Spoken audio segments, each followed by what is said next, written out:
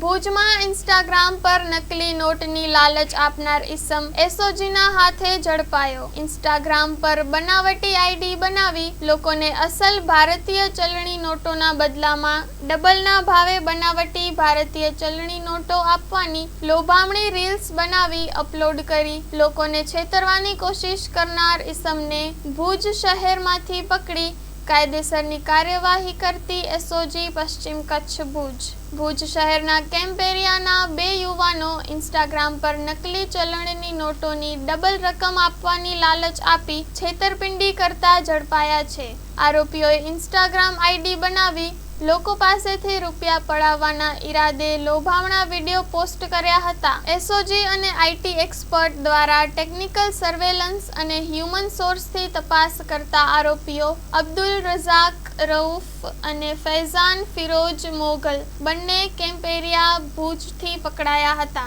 ભુજ શહેર B division police મથકે IPC 2023 મુજબ કાયદેસરની કાર્યવાહી હાથ ધરવામાં આવી છે। Story report by Kiran Gori Bhuj.